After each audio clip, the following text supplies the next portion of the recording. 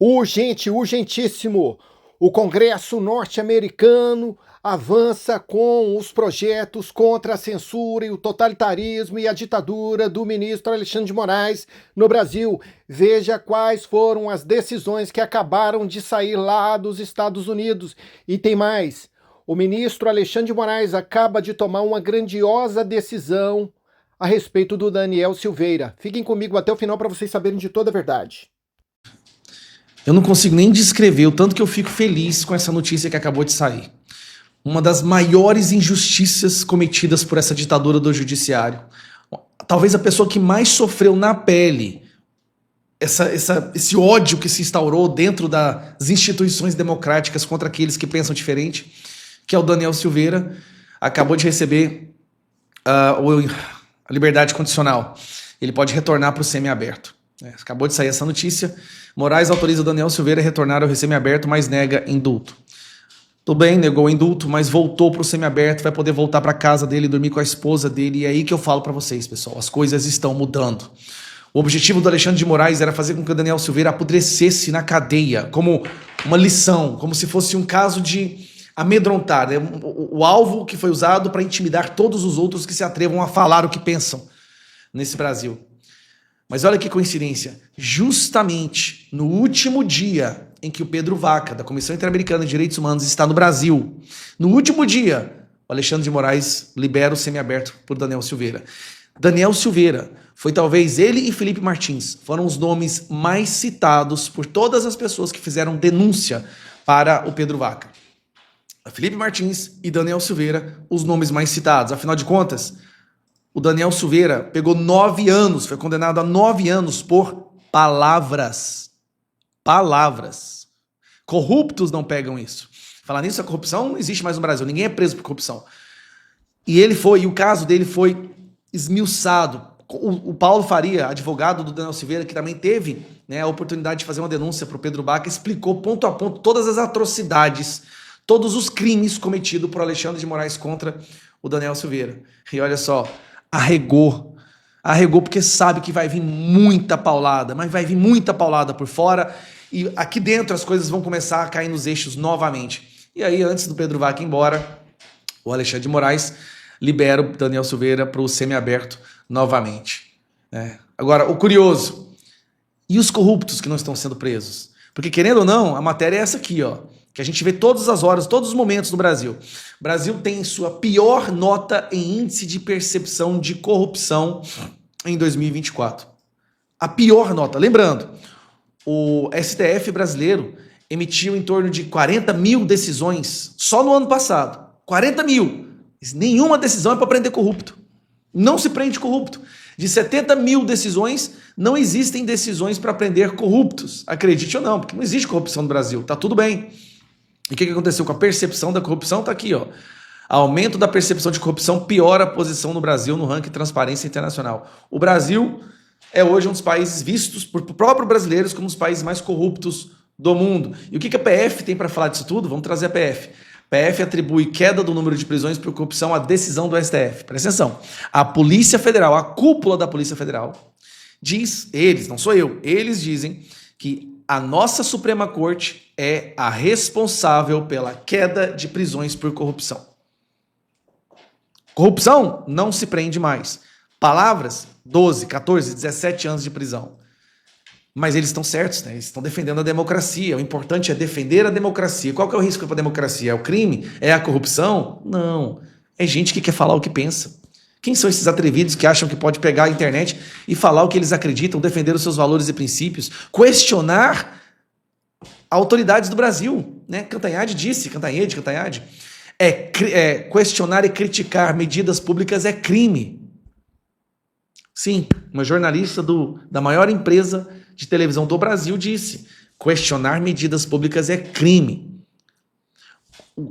Continuar falando besteira na televisão como essa mulher faz, isso sim deveria ser considerado um crime. Como que ela tá lá ainda, eu não sei. Mas vamos voltar ao que importa aqui. Eu tô muito feliz, eu empolguei. Daniel Silveira, fico muito feliz que você tenha sido liberado pelo semiaberto. É um passo, cara. Não é tudo que a gente precisa, não é o que você merece, mas é um passo. E a gente não vai parar. Nós vamos resgatar esse país. E esse ano o jogo vai virar. Eles vão desesperar, eles vão tomar atitudes muito mais drásticas, porque é um instinto de sobrevivência, mas eu te garanto, vocês que estão aí, nós vamos virar o jogo esse ano.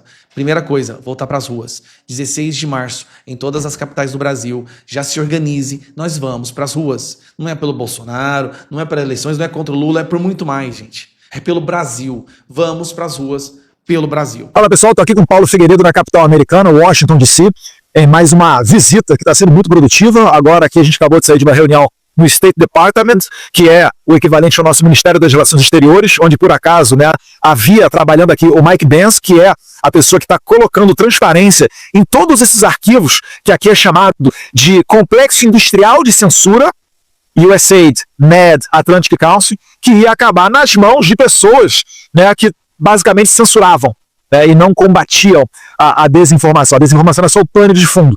Então, muito produtivo.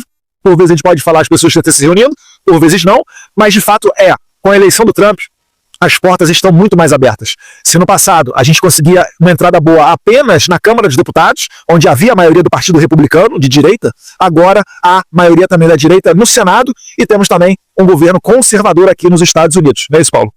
Eu acho que é um pouco da coroação desse trabalho que você já vem fazendo, liderando há bastante tempo, né? Acho que quando o brasileiro prestava pouca atenção no que acontecia no exterior, você estava já construindo relações aqui nos Estados Unidos, construindo relações na Europa, construindo relações no Oriente Médio, construindo relações na América do Sul, e hoje a gente vê essa construção se materializando aqui de forma, talvez da melhor forma aqui no governo Trump, né? Muita gente às vezes, eu acho uma injustiça, critica, tá indo para os Estados Unidos, etc. Eu acho que hoje, sabendo o que nós sabemos sobre a interferência americana nas eleições brasileiras de 2022, algo que é abertamente discutido aqui dentro, né? Uma das histórias que a gente ouviu aqui, não sei se eu vou cometer uma inconfidência, foi de como a embaixadora para o Brasil falava abertamente sobre se livrar de Bolsonaro. Imagina esse tipo de coisa. Então, hoje nós sabemos que houve uma pressão, houve um financiamento através da USAID e de outros instrumentos. Então, nós percebemos que a guerra tem que ser ganha aqui. E qual é a guerra? O que a gente tem pedido nas nossas reuniões que passaram pela Câmara, que passaram pelo Senado e que passaram aqui, que estão passando pela Casa Branca e pelo Departamento de Estado? Nós estamos pedindo basicamente 3 coisas. Que ajude a expor qual foi o tamanho dessa interferência eleitoral no Brasil. 2, que nós tenhamos a possibilidade, através dos instrumentos diplomáticos americanos, de que haja uma pressão, não para que Bolsonaro volte, mas que o brasileiro possa ter eleições livres, transparentes, auditáveis e com oposição podendo concorrer, que os Estados Unidos não reconheçam processos eleitorais que não passem por essas etapas. E, terceiro, que os Estados Unidos utilizem suas ferramentas de política externa, como faz em todo o mundo, para responsabilizar todos os agentes públicos que cometeram violações de direitos humanos e da democracia no Brasil, como já fazem em outros países. De novo, ninguém quer a volta, a gente quer, mas a gente não está pedindo para os Estados Unidos trazerem Bolsonaro de volta, ajudarem Bolsonaro, a gente só quer, como eles chamam, disputar num campo nivelado, né, a expressão em inglês. E acho que isso aí já é a boa notícia, né? O Trump está cortando, junto aqui com o Marco Rubio, todo o financiamento que ia para supostamente combater a desinformação, que no final do dia a gente sabe que fala censura na prática, e a gente conseguiu aqui algumas vitórias, né? A gente estava comentando aqui com o Paulo a reapresentação do projeto de lei da Maria Elvira Salazar, vamos passar para ele explicar, e a reunião com o Mike Lee, senador, que depois desagou no X e virou notícia de jornal no Brasil, depois da interação do Elon Musk. Podia falar um pouquinho disso? Nós nos reunimos com o deputado McCormick, o deputado Chris Smith, o deputado Salazar, o Chris Smith, que aliás foi quem provocou a ida do relator especial da OEA ao Brasil, o deputado Maria Elvira Salazar, o deputado Jim Jordan, que foi quem expôs os arquivos, as decisões do Alexandre de Moraes pela primeira vez em Twitter Files. Nós tivemos com a senadora Moody da Flórida, senador Rick Scott da Flórida, senador Bernie Moreno, quem mais? Senador Mike Lee, que gerou que tuitou a respeito dos Estados Unidos da interferência brasileira, interferência americana nas eleições brasileiras, e foi respondido pelo Elon Musk, aliás, com uma boa reportagem da Malu Gaspar a respeito desse assunto. As coisas estão mudando, né? Alguns da direita ainda dão aquela criticada, né? Às vezes a gente olha alguma coisinha reclamando, tá nos Estados Unidos. Eu falo, gente, é muito mais importante estar aqui, né? Ser deputado federal não é o principal trabalho nosso ficar batendo ponto de maneira cartorária em Brasília. E eu tô aqui porque eu sei que quando eu peço uma reunião, modéstia à parte, as portas se abrem. A gente está saindo de uma reunião aqui de uma pessoa que eu conheço há anos. E, por exemplo, quando a gente senta, fala com a Maria Elvira Salazar e ela posta uma foto nossa, é porque ela está confortável, que ela já te conhece.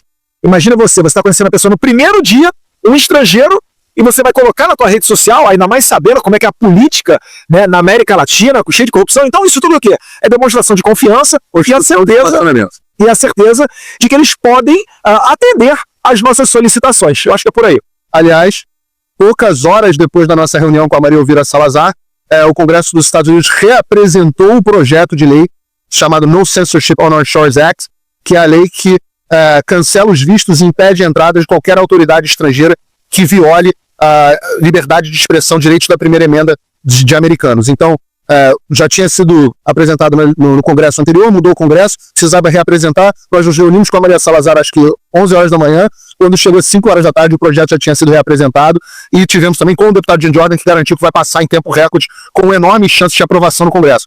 Então, fora isso, conversas com a Casa Branca, coisas que a gente não pode falar aqui no momento, mas eu acho que foi talvez a viagem mais produtiva que a gente tenha tido até hoje. Eu acredito que sim também. E para mais informações, segue a gente nas redes sociais, tem YouTube, tem Lucas Paulo Figueiredo. Como é que é lá o X? É Real? Real P. Figueiredo. O meu é www.paulofigueiredoshow.com. Isso aí. E eu nas redes sociais Bolsonaro SP, nas outras redes estamos por aí também. Um abraço, fiquem com Deus. Gostaria de mandar um forte abraço a todos os patriotas conservadores nos 4 cantos do Brasil e também no exterior, tá? Que Deus abençoe vocês e um ótimo final de semana.